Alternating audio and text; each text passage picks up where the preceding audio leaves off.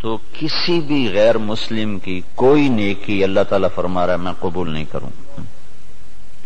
وہ فی الآخرۃ من، دنیا میں صلہ دے گا. نمتعہم قلیلا، دنیا میں ہم ان کو صلہ دیں گے. اس لیے کہا وہو فی الآخرۃ من الخاسرین، آخرت میں ہم ان کو ناکام کر دیں گے، وہ خسارے میں. دنیا میں اپنی نیکی کا کچھ صلہ وہ پائیں گے. قل تمتعوا، خود اللہ بھی کہہ رہا ہے نفع اٹھا لو میں دے رہا ہوں. لیکن موت کے بعد اولئک الذین، یہ وہ لوگ ہیں جنہوں نے دنیا میں اپنے آپ کو سمجھا کہ ہم تو بہت اچھے کر رہے تھے.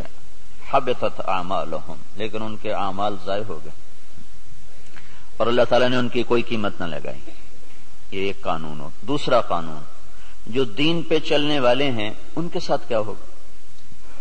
اگر وہ پورے دین پر چل رہے ہیں تو پھر قرآن خوشخبری دیتا ہے انتم الاعلون، تم سب سے بلند رہو گے، تم سب سے عزت والے ہوگے. ان کنتم مؤمنین، اگر یہ دین پر چلنے والے ہوں گے پورے تو پھر کیا ہوگا؟ لفتحنا علیہم برکات من السماء والارض، زمین آسمان کی برکتوں کے دروازے تمہارے لیے اللہ تعالیٰ کھول دے گا. صرف دنیا میں اللہ کیا کرے گا اس کو میں آپ کو بتا رہا ہوں جو اللہ نے قرآن میں وعدے کیے ہیں. اگر تم پر کوئی دشمن چڑھ آتا ہے تو وَكَانَ حَقًّا عَلَيْنَا نَصْرُ الْمُؤْمِنِينَ، پھر میرے ذمے ہے میں تمہاری مدد کروں. اور اگر اللہ تمہاری مدد کرے تو پھر کیا ہوگا؟ پھر وَلَن تُغْنِيَ عَنْكُمْ فِئْتُكُمْ شَيْئًا وَلَوْ كَثُرَتْ وَأَنَّ اللَّهَ مَعَ الْمُؤْمِنِينَ، پھر ساری دنیا تم پہ چڑھائی کر دے اور اللہ تمہارے ساتھ ہو تو پھر تمہارا کوئی کچھ نہیں بگاڑ سکتا. اللہ کے محبوب کا فرمان ہے، مسلم شریف کی روایت ہے، صحیح ساری کتابوں میں ہے، لن یغلب 12,000 من قلت، 12,000 اگر مسلمانوں کی تعداد ہو پوری دنیا میں، صرف 12,000 اور باقی ساری دنیا کا باطل ایک طرف ہو، تو انہیں اس وجہ سے شکست نہ ہوگی کہ یہ تھوڑے تھے، اس وجہ سے شکست نہیں ہوگی. اگر 12,000 کو شکست ہوئی ہے 12 لاکھ کے مقابلے میں یا 12 کروڑ کے مقابلے میں، تو شکست کی وجہ اللہ تعالیٰ کا نبی فرما رہا ہے کمی نہیں ہے، شکست کی وجہ ان کا اللہ سے تعلق کا ٹوٹنا یا ان کے اندر گناہوں کا پایا جانا، ورنہ 12,000 مسلمان ساری دنیا کے لیے کافی ہیں. لن یغلب 12,000 من قلت، 12,000 پر کوئی غالب نہیں آ سکتا.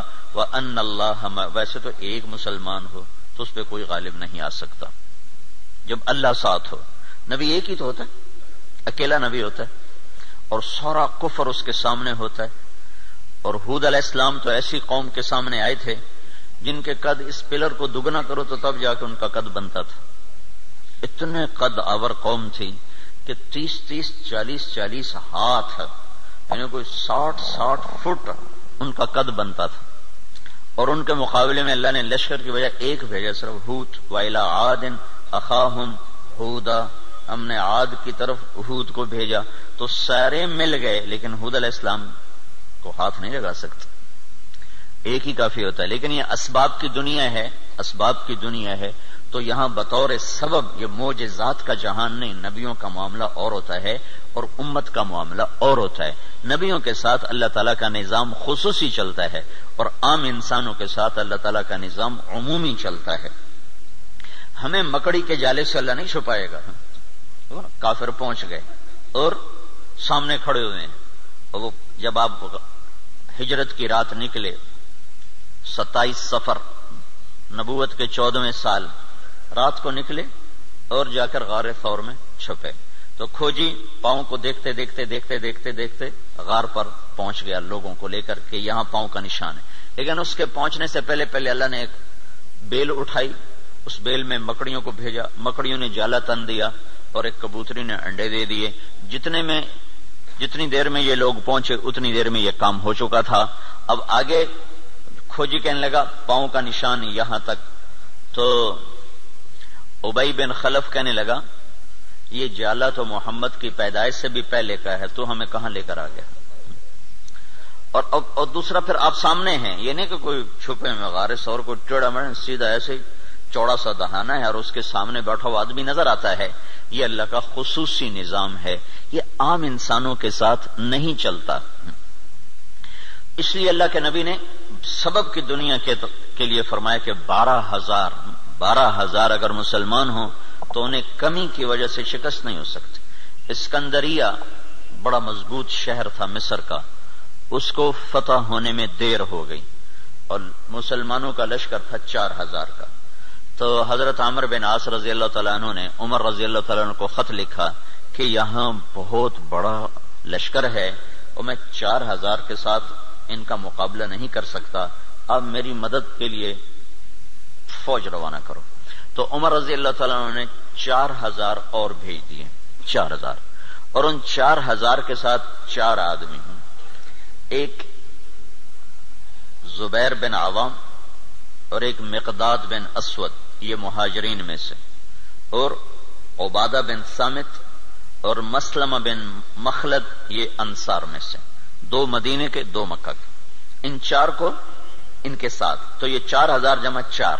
تو عمر رضی اللہ تعالیٰ عنہ نے عمرو بن عاص رضی اللہ تعالیٰ عنہ کو خط لکھا کہ میں تیرے مدد کے لیے 4,000 آدمی بھیج رہا ہوں، ان کے ساتھ 4 آدمی اور ہیں، ان میں ہر آدمی 1,000 کے برابر ہے، 1,000 کے برابر ہے، لہذا میں 4,000 نہیں، میں 8,000 تیری مدد کے لیے بھیج رہا ہوں، اور تم پہلے سے 4,000 ہو تو تم 12,000 ہو گئے، تو 12,000 کو کمی کی وجہ سے کوئی شکست نہیں دے سکتا۔ تم جب میرا یہ لشکر پہنچے تو تم سارے مسلمانوں کو آخرت کی ترغیب دو اور اللہ کا نام لے کر قدم بڑھاؤ، اللہ تمہیں فتح عطا فرمائے گا۔ دنیا جن کی فراست کا لوہا مانتی ہے کافر بھی، اور وہ اتنے بڑے شہر پہ حملہ ہو رہا ہے، اور وہ کیا تدبیر اختیار کر رہے ہیں کہ 4,000 جمع 4 آدمی بھیج کر مطمئن بیٹھے، حالانکہ وہ 40,000 بھیج سکتے تھے۔ عمر رضی اللہ عنہ اس وقت اس سطح پر تھے کہ 40,000 بھیج سکتے تھے، 4,000 جمع 4۔ چند صحابہ ایسے ہیں جن کو 1,000 کے برابر مانا جاتا تھا کہ جہاں وہ ایک کھڑا ہے وہ 1,000 کے برابر ہے، قعقاع بن عمر تمیمی اور مقداد بن اسود اور رافع بن عمیرہ اور طلحہ بن خویلد اور عمرو بن معدی کرب اور براء بن مالک، یہ وہ لوگ ہیں جہاں ایک کھڑا ہوتا تھا تو کہا جاتا تھا 1,000 کھڑا ہوا ہے۔ تو یہ 4,000 جمع 4 وہاں پہنچے اور 8,000 کے ساتھ، او بھائی رہنے دو، کس نے کہا چھوڑ۔ تو عمرو بن عاص رضی اللہ تعالی عنہ نے لشکر کی کمان عبادہ بن صامت کے حوالے فرما دے۔ عبادہ بن صامت کیسے شاہ سوار تھے؟ وہ جنگل میں نکل کے تہجد پڑھ رہے تھے، جنگل میں، جنگ کے دنوں میں، تو مصریوں کی ایک ٹولی اوپر سے نا راؤنڈ لگاتی ہوئی آ رہی تھی، 20 گھوڑ سوار، 20 آدمی، 20۔ تو انہوں نے دیکھا کہ ایک عرب سپاہی نماز پڑھ رہا ہے، تو انہیں ایک دم حملہ کیا، ان کی تلوار پاس تھی، انہوں نے پیچھے پلٹ کے دیکھا 20 یہ اکیلے ہیں، اور وہ گھوڑ سوار یہ پیدل، انہوں نے تلوار اٹھائی اور 20 میں سے 16 کو قتل کیا، باقی 4 بھاگ گئے۔ جب وہ بھاگے تو پھر اللہ اکبر، پھر نماز شروع کر۔ تو ان کے سر پہ انہوں نے امارت کا امامہ باندھا، کا آج تو بسم اللہ کر۔ تو عبادہ بن صامت رضی اللہ تعالیٰ عنہ بدری صحابہ میں سے ہیں، بدری صحابہ میں سے۔ تو یہ جو 4 آدمی بھیجے تھے، چاروں جنگ بدر کے شریک تھے۔ تو 12,000 نہیں تھے، 8,000 جمع 4 تھے، اور اسکندریہ جو مصر کا سب سے بڑا شہر تھا اور طاقتور اس کی فوج تھی، اللہ نے 8,000 کے ذریعے سے وہ زیر کروا دیا کہ 12,000 کو شکست ہو گئی۔ تو سمجھو کہ کمی کی وجہ سے نہیں، کوئی اور ہے۔ اب تو 1 ارب مسلمان ہیں، 1 ارب مسلمان ہیں، اور ذلت چھائی ہوئی ہے۔ اور اس سے عجب بات یہ ہے کہ دنیا کی سب سے طاقتور چیز اس وقت تیل ہے، تیل کے ساتھ پہیہ گھومتا ہے، تیل کے ساتھ جہاز اڑتا ہے، بام گرانے کے لیے اسے تیل چاہیے۔ ساری دنیا کا 70% تیل اللہ نے مسلمانوں کی زمین کے نیچے رکھا ہوا ہے۔ دنیا میں جتنا تیل ڈھونڈا جا چکا ہے اس کا 70% اللہ تعالیٰ نے عربوں کو دے دیا ہے، مسلمانوں کو دے دیا ہے۔ ٹوٹل 30% ساری دنیا میں اور 70% مسلمانوں کی زمین میں، اور پھر ذلت۔ تو میں یہ بتا رہا تھا کہ اگر ہم پورے مسلمان ہیں تو پھر اللہ کا قانون کیا ہے؟ انتم الاعلون ان کنتم مؤمنین، تم سے اونچا کوئی جا نہیں سکتا۔ وَلِلَّهِ الْعِزَّةُ وَلِرَسُولِهِ وَلِلْمُؤْمِنِينَ، عزت صرف تمہیں ملے گی، کافر کو ذلت ملے گی۔ لفتحنا علیہم برکات من السماء والارض، زمین آسمان کی برکتوں کے میں دروازے کھول دوں گا، اور تمہاری زمین کا ذرہ ذرہ وہ برکت بنے گا، آسمان کا قطرہ قطرہ وہ برکت بنے گا۔ تم پہ دشمن چڑھے گا تو کان حقا علینا نصر المؤمنین، میرے ذمے ہے میں تمہاری مدد کروں، میں خود آؤں گا۔ ان تستفتحوا فقد جاءکم الفتح وان تنتهوا فهو خیر لکم وان تعودوا نعود۔ اللہ اکبر، یہ جنگ بدر کی آیات ہیں۔ اللہ تعالیٰ کہہ رہا ہے پتہ چل گیا نا تمہیں کہ اللہ کس کے ساتھ ہے، اور تم کہا کرتے تھے حق کو واضح کر، آج حق واضح ہوا کہ تم ذلیل ہوئے اور بے ہتھیار بے سر و سامان وہ کامیاب ہوئے۔ اب جاؤ اور بس کر دو تو تمہارے لیے اچھی بات ہے، اگر تم لوٹو گے تو میں لوٹوں گا۔ ان تعودوا نعود، اگر تم آؤ گے تو میں آؤں گا۔ تو اللہ کے ساتھ کون لڑے؟ جب ہرمزان، تستر ایک جگہ تھی ایران کی کا ایک صوبہ تھا تستر، وہ 1 سال کے بعد فتح ہوا تھا۔ اس پر اتنی لمبی جنگ چلی کہ 1 سال، ایک قلعہ 1 سال لے گیا تھا۔ تو اس کے سردار ہرمزان پکڑا گیا، زندہ پکڑا گیا۔ تو عمر رضی اللہ عنہ نے فرمایا کہ اسے مدینے بھیجو۔ جب وہ مدینے پہنچا تو عمر رضی اللہ عنہ نے پوچھا بھائی کیا حال ہے؟ کہنے لگا کیا پوچھتے ہو، جب ہمارا تمہارا مقابلہ تھا تو ہم تمہیں اپنے جوتے کی نوک پہ نہیں لکھتے تھے، جب تم نے اللہ کو ہمارے سامنے کھڑا کر دیا تو اب اللہ سے کون لڑے؟ یہ ایک مجوسی ایرانی سردار کی بات تھی، جب اللہ کو سامنے کھڑا کر دیا تو اب اللہ سے کون لڑے؟ پھر وہ ایمان لایا، کلمہ پڑھا، حضرت عمر کے بڑے اچھے ساتھیوں میں وہ شمار ہوتے رہے رحمت اللہ علیہ۔ تو اگر پورا دین ہے تو پھر اللہ یہ قانون بتا رہا ہے، اگر ادھورا دین ہے پھر کیا ہوگا؟ پھر وہی ہوگا جو ہو رہا ہے، لیکن میں قرآن سے بھی بتاؤں گا کہ کیا ہوگا۔ ہوگا تو وہی جو ہم دیکھ رہے ہیں، لیکن اللہ کا قرآن بھی اس کی طرف نشاندہی کرتا ہے، بتلاتا ہے کہ اگر تم ادھورے چلو گے، پورے نہیں چلو گے۔ دیکھو نا 33 نمبر لے کر بھی تو آدمی پاس ہوتا ہے، لیکن کوئی اس کو جاب دیتا ہے، کوئی نوکری دیتا ہے، کہا جی کون سے ڈویژن ہے، کہا جی 3rd ڈویژن کا، جا جتی چاہتے ہونے نکل جا۔ فرسٹ ڈویژن والے کو لوگ دیکھتے ہیں کہ ہاں بھائی کتنے نمبر لیے تھے آپ نے، کتنا ایکسپیرینس ہے آپ کا، تو ہم 33 نمبر والے مسلمان ہیں، تو اللہ سے ہم مانگتے ہیں 100 نمبر والا معاملہ۔ تو اب اللہ تعالیٰ کا قرآن بتاتا ہے، کیا کہتا ہے؟ وَلَنُذِيقَنَّهُمْ مِنَ الْعَذَابِ الْأَدْنَى دُونَ الْعَذَابِ الْأَكْبَرِ لَعَلَّهُمْ يَرْجِعُونَ۔ جب تم ادھورے چلو گے نا، کبھی نماز پڑھی کبھی چھوڑ دی، کبھی روزہ رکھا کبھی چھوڑ دیا، کبھی حلال کھایا کبھی حرام کھایا، کبھی جھوٹ بولا کبھی سچ بولا، کبھی سود پہ چلے کبھی حلال پہ چلے، جب تم یہ سارا گڑبڑ کر دو گے تو پھر میں کیا کروں گا؟ وَلَنُذِيقَنَّهُمْ مِنَ الْعَذَابِ الْأَدْنَى، میں تمہیں چھوٹے چھوٹے عذاب دوں گا، دون العذاب الاکبر، بڑا عذاب نہیں دوں گا۔ بڑا عذاب کیا ہے؟ قرآن کی دوسری آیت فَيُعَذِّبُهُ اللَّهُ الْعَذَابَ الْأَكْبَرَ يَصْلَى النَّارَ الْكُبْرَى، جہنم کی آگ، دوزخ کی آگ، یہ بڑا عذاب ہے اور یہ خوفناک عذاب ہے، اس سے توبہ توبہ۔ اوہو انہا لغا، بھڑکتی ہے، نزاعۃ للشوا، کھال کھینچ دیتی ہے۔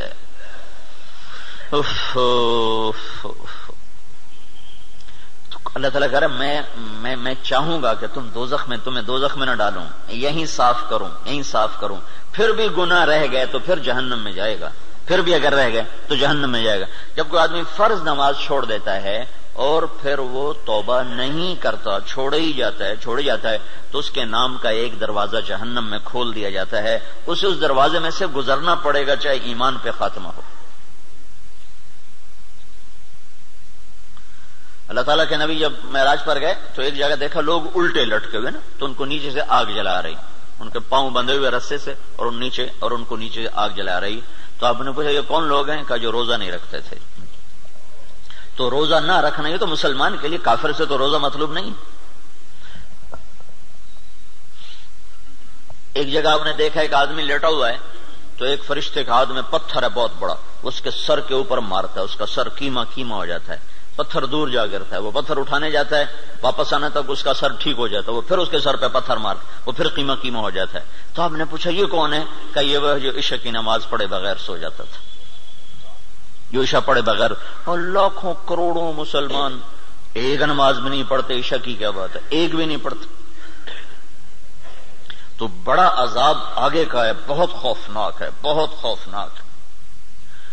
آگے آپ گئے تو آپ نے دیکھا ایک آدمی کا پیٹ ہے جیسے گنبد ہوتا ہے، گنبد کی طرح بڑا پیٹ ہے، اس پیٹ کے اندر سانپ گھسے ہوئے ہیں اندر، اور اس کو اندر سے ڈس رہے ہیں، اس کی چیخ و پکار ہے. تو آپ نے کہا یہ کون ہے؟ کہا یہ سود کھانے والے.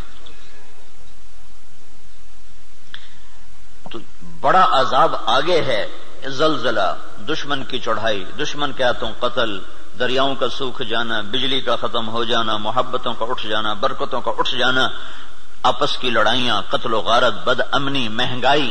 یہ ہے وَلَنُذِيقَنَّهُم مِّنَ الْعَذَابِ الْأَدْنَىٰ، چھوٹے چھوٹے عذاب دوں گا، دون العذاب الاکبر، بڑا نہیں دوں گا. لعلہم یرجعون، شاید تم مسجدیں بھر دو اور تم توبہ کر لو اور تم اللہ کے سامنے جھک جاؤ اور تم اللہ کو منا لو اور اللہ کے نبی کے طریقوں پر آ جاؤ. تو ما یفعل اللہ بعذابکم ان شکرتم وآمنتم وکان اللہ شاکرا علیما. اللہ تعالیٰ فرماتا ہے تمہیں سزا دے کے مجھے کیا خوشی ہوتی، تمہیں سزا دے کے مجھے کیا خوشی ہوتی. تم انسان بنو، جو کہتا ہوں کرو، جس سے روکتا ہوں چھوڑو، تو میں تمہیں عذاب دے کے مجھے کوئی خوشی نہیں ہے، لیکن تم میرے مان کے چلو، میرے بن کے. آپ 5000 تنخواہ دے کر اگلے کی کھال اتار دیتے، ذرا سا گڑبڑ کر دے تو اس کی ماں بیٹی نہیں چھوڑتے. اور اللہ تعالیٰ سر سے لے کر پاؤں تک وجود دیتا ہے. ایک سیل ساری دنیا مل کے نہیں بنا سکتی. ایک سیل میں جو جہان کام کر رہا ہے ساری دنیا عاجز ہے اس ایک سیل کا. صرف ایک سیل کا جہان سمجھنے سے دنیا کا انسان عاجز ہے. اور کئی خرب سیلز جمع ہوتے ہیں تب اللہ ایک انسان بناتا ہے. ہر سیل میں ایک کائنات ہے جس کا نظام اللہ تعالیٰ چلاتا ہے. تو اس کے بعد اس کا اتنا حق نہیں ہے کہ میری مان کے چل، میری مان. اطیع اللہ واطیع الرسول، اللہ کی مانو اور اللہ کے رسول کی مانو، اپنی مرضی پہ نہ چل. اور پھر اس میں اللہ تعالیٰ ایک ہمارے ساتھ سودا کرتا ہے کہ عبدی انت ترید وانا ارید ولا يكون الا ما ارید فان سلمت لي فيما ارید كفيتك فيما تريد وان لم تسلم لي فيما ارید اتعبتك فيما تريد ولا يكون الا ما ارید. اے میرے بندے، ایک تیرا ارادہ ہے، ایک تیرے رب کا ارادہ ہے. جو تو چاہتا ہے وہ اللہ کے ارادے کے بغیر نہیں ہو سکتا، جو اللہ چاہتا ہے وہ تمہارے بغیر کر دیتا ہے. تو ایک کام کرو، یہ اس چند روزہ زندگی میں جو میں کہوں کرتے جاؤ کرتے جاؤ کرتے جاؤ کرتے جاؤ.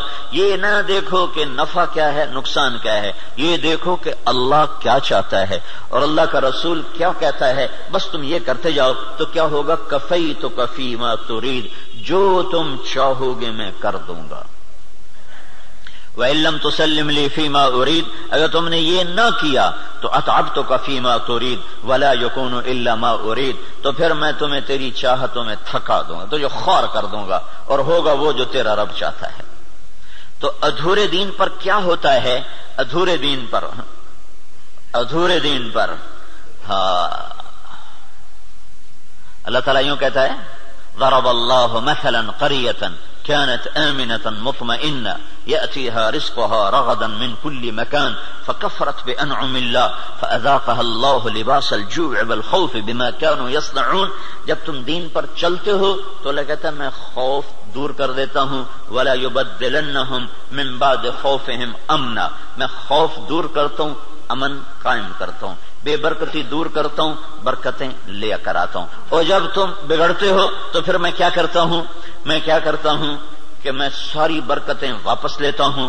پھر اور کیا کرتا ہوں، پھر میں خوف طاری کرتا ہوں اور بھوک طاری کرتا ہوں. فَأَذَاقَهَا اللَّهُ لِبَاسَ الْخَوْفِ وَالْجُوعِ.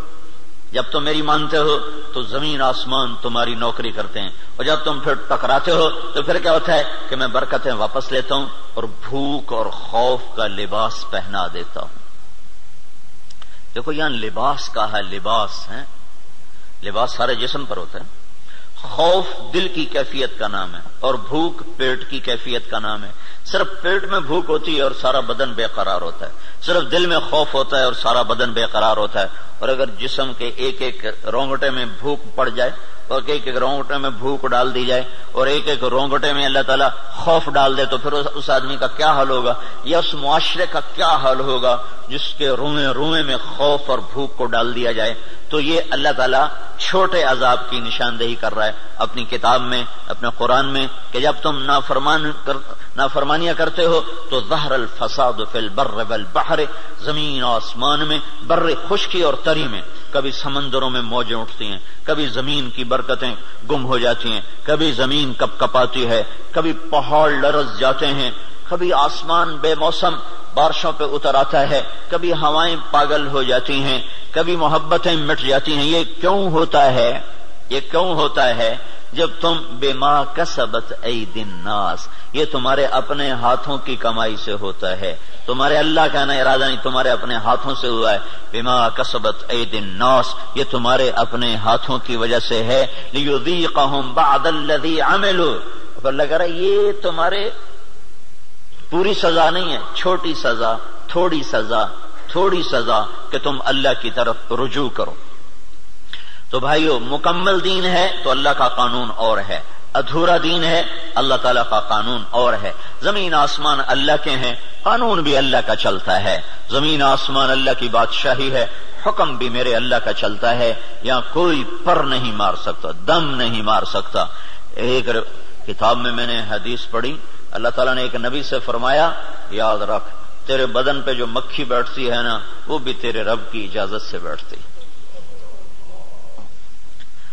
اور قرآن دیکھو، ما تسقط من ورقۃ الا يعلمها، پتے کو کہو کہ اللہ کی مرضی کے بغیر گر کے دکھا دو۔ صرف فیصلہ آباد کے درختوں کے پتے گنو تو گنے نہ جائیں، صرف پاکستان کے درختوں کے پتے گنو تو گنے نہ جائیں، تو کل کائنات میں کتنے جنگل، پھر سمندر کے جنگل جو پانی کے اندر درخت ہیں وہ زمین کے درختوں سے زیادہ ہیں۔ اللہ نے پانی کے اندر بے شمار جنگل بنایا ہوا ہے۔ تو آپ نے اس کی شہنشاہی دیکھو کیا کہتا ہے، ایک پتا بھی گرتا ہے تو تیرے رب کے امر کے ساتھ ہے، تیرا اللہ اسے جانتا ہے۔ جاننے کا مطلب ہے کہ اس کے امر سے گرتا ہے۔ ولا حبہ، کوئی دانہ، فی ظلمات الارض، زمین کے اندھیروں میں، ولا رطب ولا یابس، کوئی خشک و تر، الا فی کتاب میں مبین، ہر شے تیرے رب کی کتاب میں ہے۔ کتنی بڑی بادشاہی کا مالک ہو، اور ہم بے وقوف لوگ اسی سے ٹکرانا شروع کر دیں تو ہم سے بڑا دیوانہ کون ہوگا؟ جھوٹ کے بغیر کام نہیں چلتا، سبحان اللہ، یہ مسلمان کہتا ہے۔ سود کے بغیر کام نہیں چلتا، یہ مسلمان کے جب بول ہوں تو زمین آسمان کانپے نہ تو کیا کرے؟ الا لعنت اللہ علی الکاذبین، اللہ نے کہا غور سے سنو، جھوٹوں پہ اللہ کی لعنت۔ اور یہ سب تاجر کہتے ہیں جھوٹ کے بغیر کام نہیں چلتا۔ ایک تاجر نے نا، اچھا بڑا تاجر تھا، وہ 3 دن لگا داڑھی رکھ لی چھوٹی چھوٹی، مجھے بڑی خوشی ہوئی۔ کچھ دن بعد ملاقات ہوئی تو شیو کیا ہوا۔ میں نے کہا یہ کیا کیا؟ کہنے لگا جو سارا دن جھوٹ بولنا پڑتا تو میں نے شیو کرا دیا۔ میں نے کہا اللہ کے بندے، کوئی داڑھی کی وجہ سے جھوٹ حرام ہے؟ جھوٹ تو کلمے کی وجہ سے حرام ہے۔ اب تو نے 2 گناہ شروع کر دیے، داڑھی بھی منڈائی، جھوٹ بھی بولا، تو اب داڑھی منڈانے سے جھوٹ حلال ہو گیا۔ جھوٹ کا حرام ہونا داڑھی کے ساتھ نہیں ہے، جھوٹ کا حرام ہونا کلمے کے ساتھ، کہ تو کلمہ پڑھ کے جھوٹ، تو یہ کیوں کہتا ہے کہ داڑھی رکھ کے جھوٹ بولوں مجھے شرم آتی ہے؟ تو یہ کہ کلمہ پڑھ کے جھوٹ بولوں مجھے شرم آتی ہے۔ کلمہ پڑھنے کے بعد جھوٹ بولنا بے حیائی ہے نا، کہ داڑھی رکھنے کے بعد۔ داڑھی تو سکھوں نے بھی رکھی ہوئی۔ یہ میرے اللہ کے نبی کا امر ہے، حکم ہے، یہ اور حکم ہے، وہ اور حکم ہے۔ ایک کی وجہ سے دوسرا چھوڑ دوں، ایک کی وجہ سے دوسرا چھوڑ دوں، یہ کہاں کی نادانی ہے؟ تو اس کو بات سمجھ میں اس نے پھر رکھ لی۔ تو اب جب تاجر کہے جھوٹ کے بغیر کام نہیں چلتا، سود کے بغیر تجارت نہیں چلتی، اور اللہ کہے لعنت اللہ علی الکاذبین، جھوٹوں پہ اللہ کی لعنت، اور اللہ تعالیٰ کہے فاذنوا بحرب من اللہ ورسولہ، یا سود چھوڑ دو یا اللہ اس کے رسول سے جنگ لڑنے کے لیے تیار ہو جاؤ۔ ہماری تو جنگ اللہ، امریکہ سے تھوڑی ہماری جنگ ہے، یا ہندوستان سے تھوڑی ہماری جنگ ہے، یا اسرائیل سے ہماری جنگ، تو ہماری تو اللہ سے جنگ ہوئی پڑی، اللہ ہمارے خلاف جنگ کر رہا ہے۔ اصل تو مقابل میں اللہ آیا ہوا ہے، اللہ اس کا رسول آیا ہوا ہے۔ صرف اللہ اکیلا نہیں ہے، یعنی ایسا اعلان اللہ نے کسی جگہ کیا ہی نہیں. تو کتنی بے غیرتی ہے کفر. دنیا کا سب سے بڑا گناہ ہے کفر. دنیا کا سب سے بڑا جرم ہے شرک اور کفر، کہ شہنشاہ اعظم خلاق علیم کو نہ ماننا، یا ماننا تو اس کا شریک ماننا. اللہ تعالیٰ نے اس کے لیے نہیں کہا کہ میں تیرے خلاف لڑائی کروں گا. ان کو دھمکیاں دیں جہنم میں ڈالوں گا، آگ میں ڈال دوں گا، تباہ کر دوں گا. لیکن سود کھانے والا 5 وقت کا نمازی بھی ہے تو اللہ کہتا تیار ہو جا، تیری میری جنگ ہے.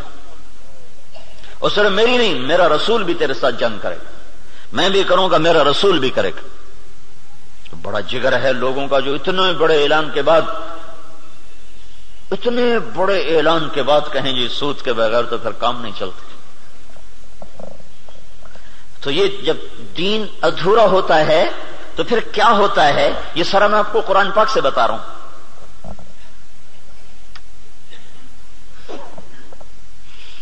ہائے ہائے میرے بھائیو، اگر اللہ کے رسول کی ہمیں پشت پناہی نہ ہوتی تو اللہ کی قسم ہم بندر خنزیر بن چکے ہوتے. دعا دو اس مدینے والے کو جو اتنا رویا ہے. کوئی نبی اتنا نہیں رویا کہ اللہ کو جبریل بھیجنا پڑے کہ بس کر اتنا نہ رو. کوئی نبی اتنا نہیں رویا ہے. اور تمہارا نبی اتنا رویا ہے کہ ایک دفعہ نہیں سینکڑوں دفعہ جبریل آیا ہے، یا رسول اللہ کہہ رہا ہے اتنا نہ رو. اور اس کو چھوڑو، قرآن کی گواہی سنو، قرآن کی جو قیامت تک پڑھا جائے گا. اور ہر گھر میں ہے. حدیث پاک تو انہی کے گھر میں ہوگی جس کو تھوڑا حدیث کا علم ہے، لیکن قرآن تو ہر پڑھے لکھے ان پڑھ کے گھر میں ہوتا ہے. تو میرا اللہ قرآن میں اپنے نبی سے کہتا ہے فَلَا تَذْهَبْ نَفْسُكَ عَلَيْهِمْ حَسَرَاتٍ. میرا نبی یہ انسانوں کے لیے اتنا نہ رو کہ روتے روتے تو خود ختم ہو جائے. یہ اگر ان کے آنسو نہ ہوتے اور ان کی دعائیں نہ ہوتی اور ان کا رونا دھونا نہ ہوتا تو اللہ ہم پر بھی ایسے ہی رندہ چلاتا جیسے پہلی قوموں پہ رندہ چلا کہ بندر بنا دو، خنزیر بنا دو، پتھروں سے دبا دو، پانیوں سے بہا دو، ہواؤں سے اڑا دو، کر دیتا. اللہ کی ہم سے کیا رشتہ داری، کیا تعلق. ان اللہ لغنی عن العالمین. اللہ کا میں سب سے بے نیاز، سب سے غنی. سب سے پہلا رسول نوح علیہ الصلوۃ والسلام، اور 5 بڑے رسولوں میں ایک نوح علیہ السلام، ابراہیم علیہ السلام، موسیٰ علیہ السلام، عیسیٰ علیہ السلام، محمد صلی اللہ علیہ وسلم. 5 بڑے رسولوں میں 1,24,000 نبی اور رسول، 313 رسول. پھر 313 میں 5 سب سے اعلی نمبر، ان میں سب سے بڑے محمد الرسول اللہ صلی اللہ تعالی علیہ وسلم ہیں. تو اللہ تعالیٰ نوح علیہ السلام سے اللہ نے کہہ دیا انی اعظک ان تکون من الجاہلین. اللہ اکبر، اللہ اکبر. نوح دوبارہ سفارش کی تو نبوت جا سکتی ہے. اللہ اکبر. حالانکہ اللہ نے لینی نہیں تھی، لیکن اللہ نے اپنی بے نیازی دکھائی ہے کہ میں نے تمہیں کہا تھا کافر کے لیے دعا نہ کرنا، کافر کے لیے دعا نہ کرنا. اور یہ کافر ہے. انہ لیس من اہلک انہ عمل غیر صالح فلا تسألنی ما لیس لک بہ علم انی اعظک ان تکون من الجاہلین. اس لیے تو نوح علیہ السلام قیامت کے دن کہیں کہ میں نہیں آج سفارش کر سکتا، میں نے اپنے بچے کے لیے دعا مانگی تھی. اور نوح علیہ السلام کو پتہ نہیں تھا کہ یہ کافر ہے. اگر پتہ ہوتا تو کبھی نہ مانگتے. اس لیے انہوں نے کہا لا تکن من الکافرین. اگر پتہ ہوتا تو کہتے لا تکن من الکافرین. انہیں پتہ نہیں تھا، وہ منافق تھا. کہا لا تکن مع الکافرین. مع اور من، مع کا مطلب تھا کہ تو مسلمان ہے، تو کافروں کے ساتھ کیوں جا رہا ہے. ان کو معلوم نہیں تو اس نے اپنا کفر چھپائے رکھا. اگر معلوم ہوتا تو پھر کہتے لا تکن من الکافرین، کافروں میں سے مت ہو. تو نے کہا نوح دوبارہ بات نہیں کرنی ہے، دوبارہ نہیں بات کرنی ہے. تو اللہ تو اتنا بے نیاز ہے، تو ہماری کیا حیثیت. یہ تو اس سے محمد مصطفیٰ سے اللہ نے پیار ہی ایسا کیا ہے کہ اس کے طفیل ہم بھی نبھ گئے،